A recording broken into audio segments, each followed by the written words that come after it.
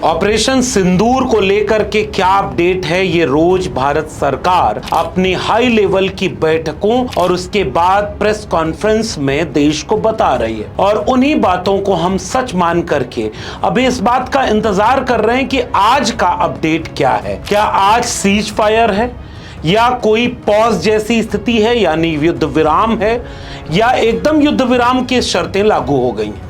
इस बात को लेकर के चर्चा हो रही है। जब पहलगाम का हमला हुआ और उस समय जब आतंकियों ने 26 बेगुनाहों को मारा, 26 भारतीयों को मारा, उसके बाद से पूरा देश अपनी सेना और अपनी सरकार के साथ खड़ा था। देश भर का विपक्ष एक सुर में कह रहा था कि अब इस तरह की घटनाओं को स्थायी रूप से समाधान की दिशा में तलाश करना होगा और इनकी मूल जड़ पर प्रहार करना होगा। और उसके बाद जब ऑपरेशन सिंदूर का वाकया सामने आया, भारत ने 9 ऐसे ठिकानों पर हमला किया।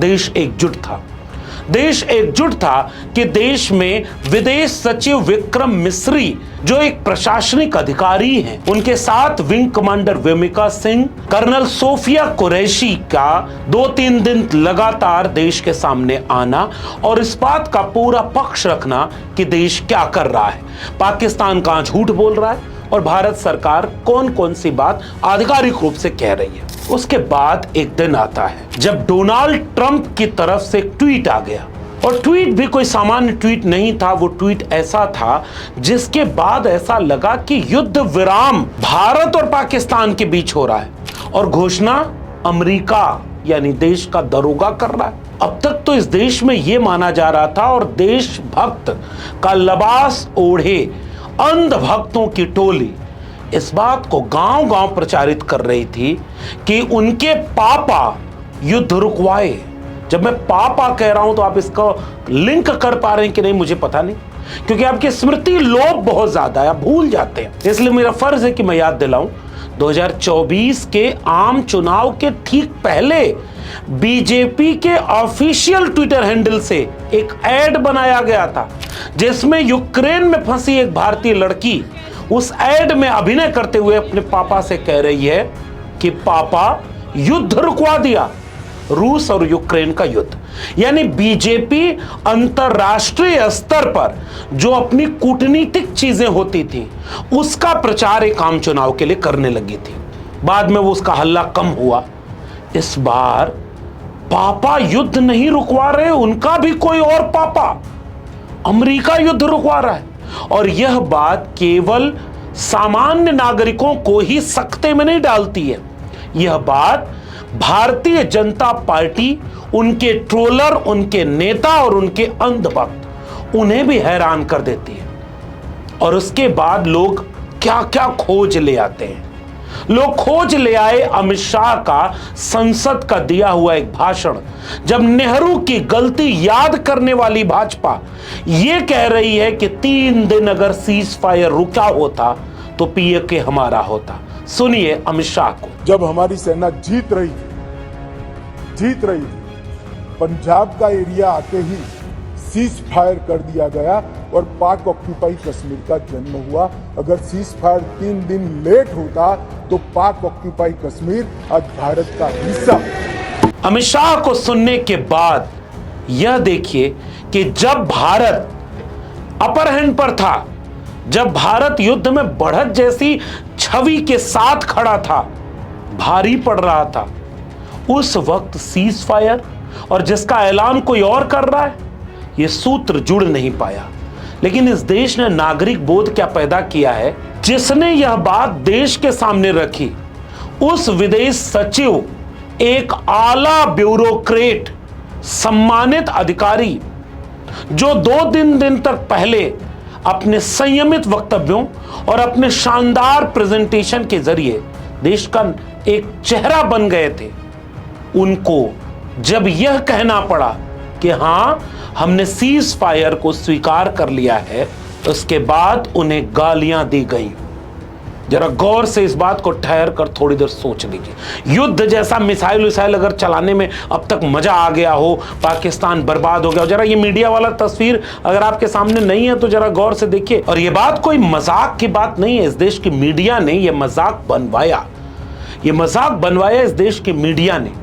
इन थंबनेल को गौर से अगर आप देखेंगे तो कोई इस्लामाबाद में सेना घुसा रहा है, कोई कराची का बंदरगाह ध्वस्त कर रहा है, कोई कह रहा है कि लाहौर पर तो कब्जा हो गया, कोई बलूचिस्तान को आजाद करवा चुका था, कोई पाकिस्तान को मिट्टी में मिला चुका था, और नाचते हुए ये खबर दिखाई जा रही थी। दुनिया के किसी देश में टेलीविजन चैनल की युद्धों के परिस्थिति जैसी रिपोर्टिंग भारत ने की दुनिया में कहीं नहीं।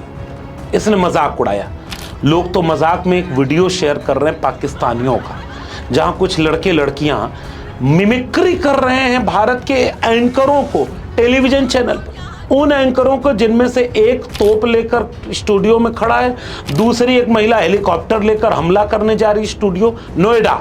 इसीलिए लोगों ने उसे लश्कर नोएडा कहा, जो देश की गंभीर परिस्थिति के समय मजाक उड़ा दिया। और ऐसे वक्त में इस देश की मीडिया ने इस बात को मास्टर स्ट्रोक बताया।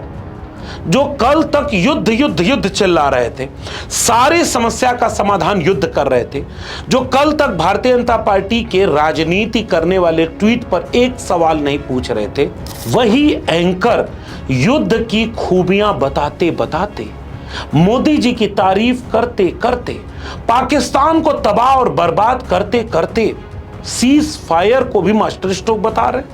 कितना बेचारापन होगा उन एंकरों का जिन्हें कल तक जाति जनगणना के खिलाफ में शो करना था, अब उसके समर्थन में शो करना है क्योंकि पापा ने जाति जनगणना का फैसला ले लिया। जिन्हें कल तक युद्ध के लिए पाकिस्तान को कई बार नेस्तनाबूद करना था, मिट्टी में मिलाना था, पता नहीं क्या क्या करना था, उन्हें अब सीज फायर की तारीफ करनी पड़ रही, मास्टर स्ट्रोक बताना पड़ रहा है। लेकिन इनको गालियां नहीं पड़ी। इस देश में गालियां किसको पड़ी? विदेश सचिव विक्रम मिस्री को। मैं बहुत गंभीरता से उन ट्वीट्स को दिखाना नहीं चाहता, लेकिन एक संकेत के रूप में उन खबरों को जरूर देखिए जो ये बता रही हैं कि विदेश सचिव विक्रम मिस्री का गुनाह केवल ये कि वो ऐलान कर रहे हैं कि सीज फायर हो गया, हम अब हमला नहीं करेंगे। हालांकि उसके चंद घंटे बाद विक्रम मिस्री फिर से आकर के देश को बताते हैं कि सीज फायर को पाकिस्तान तोड़ रहा है। पिछले कुछ दिन से चल रही सैन्य कार्रवाई को रोकने का समझौता आज शाम को हुआ था। पिछले कुछ घंटों से इस समझौते का पाकिस्तान की ओर से घोर उल्लंघन हो रहा है। लेकिन विक्रम मिस्री को गालियां दी गई, विक्रम मिस्री के परिवार को गालियां दी जा रही थी, विक्रम मिस्री की बेटी को बलात्कार, हत्या और जाने कितनी अमानवीय ट्रोलिंग की जाने लगी। ट्रोलिंग से आहत होकर के देश का विदेश सचिव अपने ट्विटर अकाउंट यानी एक्स के अकाउंट को प्राइवेट कर देता है, यानी उसे बंद कर दे रहा है, लॉक कर दे रहा है, और उसके बाद देश में इस पर चर्चा ही नहीं हो रही। सवाल नंबर 1, जो फैसला विक्रम मिस्री देश को बता रहे थे, क्या वो फैसला विक्रम मिस्री ने लिया था?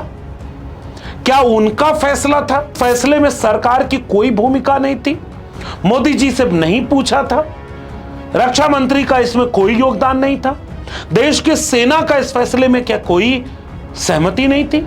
फिर गाली केवल विक्रम मिस्री को क्यों पड़ी? फिर दूसरा सवाल, गाली देने वाले कौन हैं और किस गुनाह पर गाली दे रहे हैं?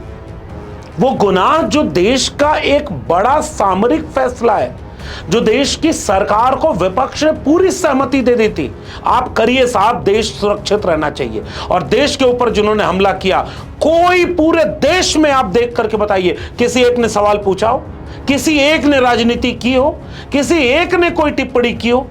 और सबसे पहले राजनीति शुरू की बीजेपी ने। याद रखिएगा, भूलिएगा मत, क्योंकि युद्ध जैसे जैसे कमजोर होगा, गांव में तो प्रचार होने लगेगा। आरएसएस और बीजेपी के लोग पुलवामा की तरह पहलगाम के बाद गांव में यात्रा निकालने लगेंगे, क्योंकि राजनीति कैसे करनी है ऐसी परिस्थितियों में ये बीजेपी से बेहतर कौन जानता है। और इसका इतिहास हमारे सामने, बीजेपी ने किया है वो राजनीति। मैं मेरे फर्स्ट टाइम वोटर से कहना चाहता हूं कि आपका पहला वोट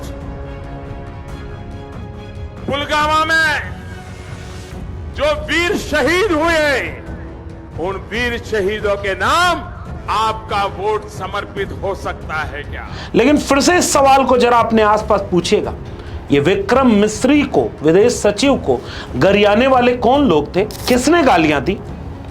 फिर जब ये साफ होता है कि वे सारे देशभक्त थे, वे सारे धर्म रक्षक थे, वे सारे मोदी भक्त थे, इसमें कोई अपवाद आपको देखने को नहीं मिलेगा। ये गाली देने वाले ट्रोलर कौन थे? कल्पना करिए कि देश में ये स्थिति आ जाए। ब्यूरोक्रेसी का जो एसोसिएशन है, IRS एसोसिएशन, IAS एसोसिएशन, उसे चिट्ठी लिखनी पड़ रही है कि एक अधिकारी के परिवार को थ्रेट दिया जा रहा है, उनको गालियां दी जा रही है, उनकी देशभक्ति संदिग्ध बताई जा रही है। अब जरा इसका जवाब मांगिएगा कि ये कौन लोग थे और किसने इन्हें बढ़ावा दिया और किसने इन्हें तैयार किया है कई सालों से। ये RSS के विचारक जो टेलीविजन पर बैठ करके कल तक युद्ध युद्ध युद्ध चिल्ला रहे थे, अब वो दबे पांव से ये कह रहे हैं सरकार ने बड़ा खराब किया। आपने कई ट्रोलर दक्षिणपंथी वरिष्ठ पत्रकार कोट अनकोट उनका ट्वीट देख रहे हैं कि नहीं आप लोग? उनमें से एक आदमी आगे कह रहा है कि सेकुलर दिखने के चक्कर में एक तरफ कुरैशी यानी पसमानदा मुसलमान, एक तरफ व्योमिका सिंह जिनके बारे में भी पता नहीं है कि वो कौन है, दलित हैं कि क्या हैं, लेकिन 2 महिलाएं और एक विक्रम मिस्री कौन है ये भी अभी पता नहीं, ये हमने तो शोध किया नहीं, जरा आप शोध कर बताइए इनकी जातियां क्या है। लेकिन इसके खिलाफ टिप्पणी कर रहे हैं ये हर्षवर्धन त्रिपाठी, ये संगीत रागी, ये दक्षिणपंथी खेमे के लोग, ये सारे सरकार के दबे सर में आलोचना कर रहे हैं। इन सब ने गृह मंत्री अमित शाह की वो वीडियो नहीं देखी जिसमें वो कह रहे 3 दिन बाद सीज फायर होता तो अब तक POK हमारा होता। ये इतना अचानक फैसला और उसके बाद गाली विक्रम मिस्री को। किसी दक्षिणपंथी भाजपाई ने इसका विरोध किया क्या कि विक्रम मिस्री एक देशभक्त, एक ब्यूरोक्रेट हैं, इनको गाली देना गलत है? क्या बीजेपी की तरफ से किसी ने इसकी आलोचना की? वो चुपचाप इस पे देख रहे हैं? इसका मतलब क्या है? वो कौन लोग हैं और क्या आपने यही देश का नागरिक तैयार किया? आपको कल जब हिमांशी नरवाल, जो नौसेना के एक सेना का अधिकारी विनय नरवाल, जो पहलगाम में मार दिया गया आतंकियों के हाथों, और उसके बाद हिमांशी नरवाल ने यही तो बोला था कि मुसलमानों और कश्मीरियों के खिलाफ ये जो नफरत आप बनाना चाह रहे हैं, हम इसको नहीं चाहते, हम युद्ध नहीं चाहते, हम इंसाफ चाहते हैं। हिमांशी नरवाल के साथ क्या किया इस देश के लोगों ने, ट्रोलरों ने, भक्तों ने? और मैं जरा एक कॉमन सेंस का अगर एक सर्वे करूं, जितने गालियां देने वाले, हिमांशी नरवाल को गाली देने वाले, शैली नेगी को गाली देने वाले, उत्तराखंड की वो महिला, याद है ना आपको? मेरी वीडियो अगर ना देखी हो तो जाके जरा देखिएगा, इन 2 महिलाओं पर मैंने अलग से वीडियो बनाई है। इन 2 महिलाओं ने एक कॉमन काम किया कि आप इस युद्ध के माहौल में मुसलमानों को दुश्मन बनाकर गांव तक पाकिस्तान, नफरत, आतंकवाद, इसका जो एक माहौल बना रहे थे, जो आतंकियों का मकसद था, यह बात भी विक्रम मिस्री ने बोली थी कि आतंकी चाहते थे कि वो धर्म पूछकर गोली मारेंगे तो भारत में सांप्रदायिक नफरत और दंगे जैसा माहौल हो जाएगा, मुसलमानों के खिलाफ हो जाएगा। लेकिन विक्रम मिस्री यह कहते हैं कि भारत सरकार और भारत के नागरिकों ने आतंकियों के उस सांप्रदायिक मंसूबों को पूरा नहीं होने दिया। उसी सांप्रदायिक मंसूबे को रोकने का काम हिमांशी नरवाल और शैली नेगी कर रही थी, और दोनों को गालियां, दोनों को अपमान। कल्पना करिए, हिमांशी नरवाल के पति शहीद हुए चंद रोज पहले, और वो महिला कह रही थी कि नफरत और युद्ध का माहौल मत बनाइए, इंसाफ की बात करिए, मुसलमानों के खिलाफ, कश्मीरियों के खिलाफ मत बोलिए। उनमें से किसी ने हमें लहू दिया, किसी ने हमारी मदद की, कोई घोड़े वाला मारा गया, किसी तरह से वो डाइल्यूट हुआ, वो गालियां उन्हें पड़ी। और कॉमन निकाल के देखिएगा, 99.999% वो सारे गाली देने वाले, हिमांशी नरवाल, शैली नेगी को गाली देने वाले वही लोग हैं जो विक्रम मिस्री को गाली दे रहे हैं, और ये सारे वही लोग हैं जिनके सबसे महबूब नेता जिले इलाही होंगे। ये रिश्ता क्या कहलाता है? इस तरह की गंभीर परिस्थिति में देश विश्लेषण करेगा, और जब बीजेपी ने राजनीति शुरू कर दी तो विपक्ष ने सवाल पूछना शुरू किया। और क्यों न पूछा जाए, शिमला समझौता जब यह तय कर चुका था कि भारत और पाकिस्तान द्विपक्षीय वार्ता करेंगे। 2 जुलाई 1972 को हुए द्विपक्षीय समझौते का नाम शिमला समझौता है, जो भारत पाक युद्ध जिसमें बांग्लादेश का गठन हुआ था उसके बाद हुआ था। जुल्फिकार अली भुट्टो जो तत्कालीन पाकिस्तान के राष्ट्रपति थे और भारत की प्रधानमंत्री इंदिरा गांधी थी, उन दोनों ने हस्ताक्षर किया था कि भारत और पाकिस्तान के बीच शांति, सहयोग और मैत्रीपूर्ण संबंध स्थापित किया जाए, भविष्य में युद्ध या बल प्रयोग से परहेज किया जाए और सभी विवादों को द्विपक्षीय वार्ता के जरिए सुलझाया जाए। मित्रों को शिमला समझौते की स्पिरिट भी है, दोनों देश हस्ताक्षरी है उस पर, जिसमें हमने ये कहा है कि जब भी भारत और पाकिस्तान के बीच में वार्ता होगी, मैं वार्ता शब्द इस्तेमाल कर रही हूं, वार्ता होगी तो केवल भारत और पाकिस्तान 2 देशों के बीच में होगी, ना कोई तीसरी पार्टी, ना कोई तीसरा व्यक्ति उसमें मध्यस्थता करेगा, ना भागीदार होगा। तो ये डोनाल्ड ट्रंप कैसे ट्वीट करके कह रहे हैं कि सीज फायर के लिए बड़ी मेहनत की, मैंने बहुत परिश्रम किया। आपने डोनाल्ड ट्रंप को सुना?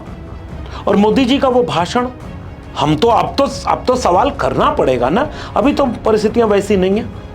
ये अमेरिका का खौफ दिखाकर मोदी जी ने कल तक जितना भाषण दिया था, आज उनके सामने आया तो क्या हो रहा है। छोटी सी क्लिप जरा फिर से देखिए। पाकिस्तान को उसी की भाषा में जवाब देना चाहिए कि लव लेटर लिखना बंद कर लो।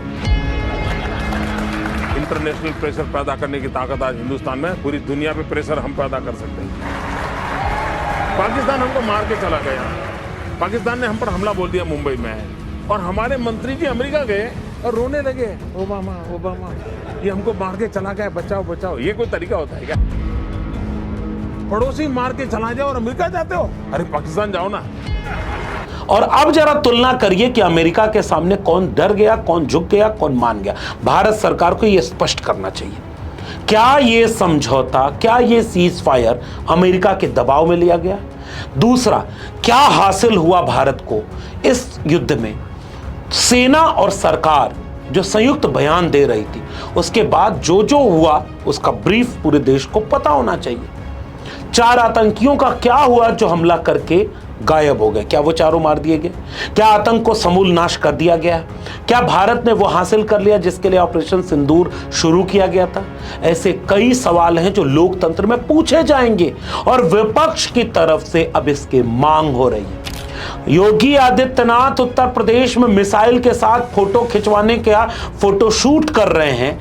रक्षा मंत्री राजनाथ सिंह देश को सामने बयान दे रहे हैं। प्रधानमंत्री जी कहां हैं? प्रधानमंत्री जी सर्वदलीय बैठकों में क्यों शामिल नहीं हो रहे?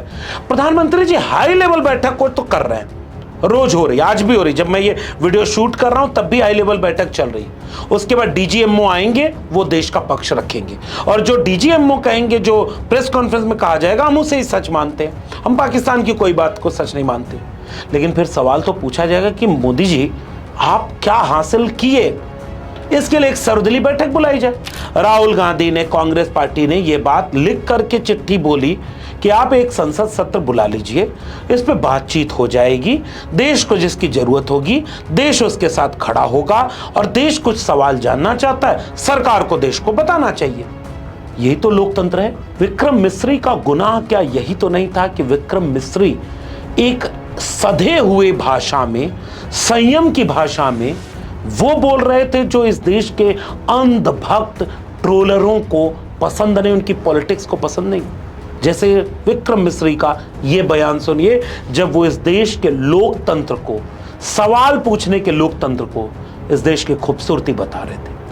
We have also seen in some of the remarks that have been shown on television that the Pakistani army spokesman seems to take great joy at the fact that the Indian public should criticize the government of India with regard to various issues. It may be a surprise to Pakistan to see citizens criticizing their own government. That is the hallmark of an open and functioning democracy. Pakistan's unfamiliarity with that again should not be surprising. ऐसे बयानों की वजह से एक गंभीर छवि विक्रम मिस्री जैसे अधिकारियों ने बनाई गंभीरता से बात हो रही थी, वरना मीडिया इस पूरे प्रकरण को हवा में उड़ा देने, मजाक में उड़ा देने और हास्यास्पद और अगंभीर बना देने में कोई कसर बाकी किए हुए था क्या उन पत्रकारों ने माफी मांगी? आज तक की एक एंकर ने वीडियो गेम को न्यूज चैनल में दिखाने की एक माफी मांगी है, बाकी किसी ने माफी नहीं मांगी। सबने कराची कब्जा लिया, इस्लामाबाद कब्जा लिया, और सुबह जब लोग उठे तो पता चला कि फिर पाकिस्तान बम मार रहा है, तो सब कब्जा कर लिया मीडिया वालों ने। लश्कर नोएडा ने माफी नहीं मांगी, गाली उनको नहीं पड़ रही।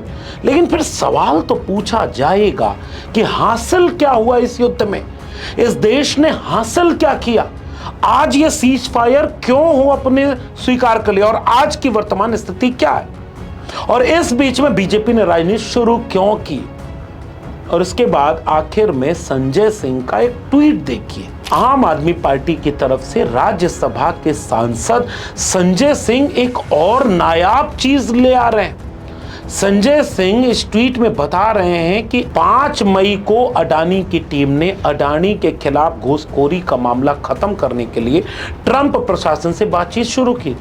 10 मई को मोदी से बात करके ट्रंप ने सीज फायर की घोषणा कर दी। देश सवाल पूछ रहा है, मोदी जी, क्या दोस्त के लिए आपने देश के स्वाभिमान का समझौता किया?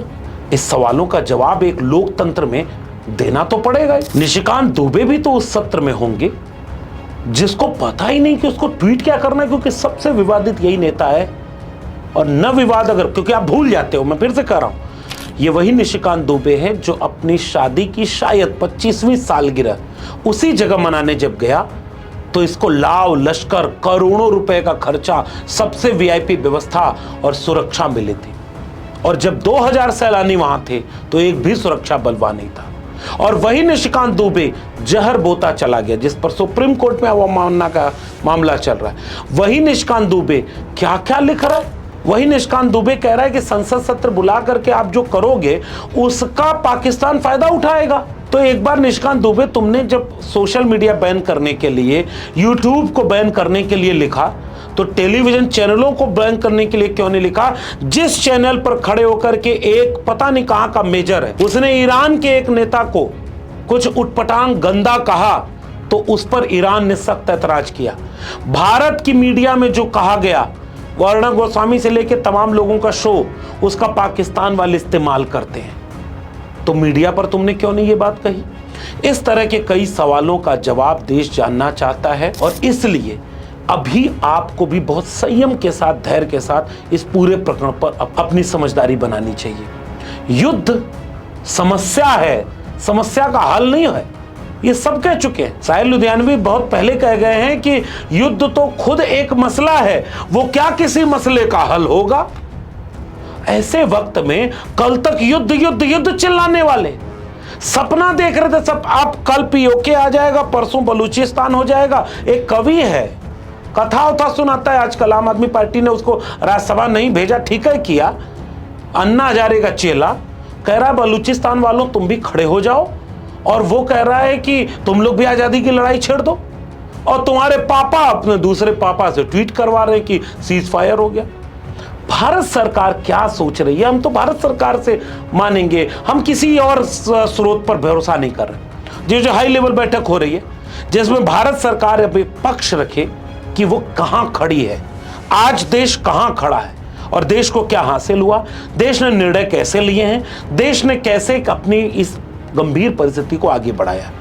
क्योंकि भारतीय जनता पार्टी ने राजनीति शुरू कर दी है, अब ये गांव गांव राजनीति को पहुंचाएगी, और गांव में ये पाकिस्तान के खिलाफ नफरत कहां जाकर के किसको वोट में ट्रांसफर होगी। और इससे ना आप नादान हैं कि ना समझ पाए, ना हम नादान हैं।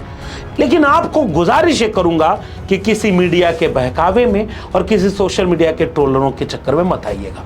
धैर्य से, संयम के साथ देखते जाइए, नजर बनाए रखिए, क्योंकि नागरिक आप हैं और सब कुछ आपसे जुड़ा हुआ है। आपका क्या मानना है इस पूरे प्रकरण पर नीचे कमेंट बॉक्स में जरूर बताइएगा। नजर रखिए आपके घर का कोई बेटा, बेटियां तो नहीं ऐसा करती, लेकिन कोई बेटा विक्रम मिस्री जैसे लोगों को गाली और ट्रोल करने में तो नहीं शामिल है। इस पूरे प्रकरण पर अपनी राय जरूर रखिएगा। अगर आपको ये वीडियो पसंद आई हो तो इसे लोगों तक शेयर जरूर करिए। अगर आपने अब तक मेरे चैनल को सब्सक्राइब नहीं किया है तो चैनल को सब्सक्राइब करिए। बेल आइकॉन दबाएंगे तो अगली वीडियो की सूचना मिलेगी। ज्वाइन करेंगे तो हमें हिम्मत मिलेगी। अगर आप इस वीडियो को ट्विटर यानी एक्स या फेसबुक पर देख रहे हैं तो हमें फॉलो करना मत भूलिए। नजर रखिए, सजग रहिए, संयमित रहिए। फिर मिलेंगे, तब तक के लिए बहुत बहुत धन्यवाद।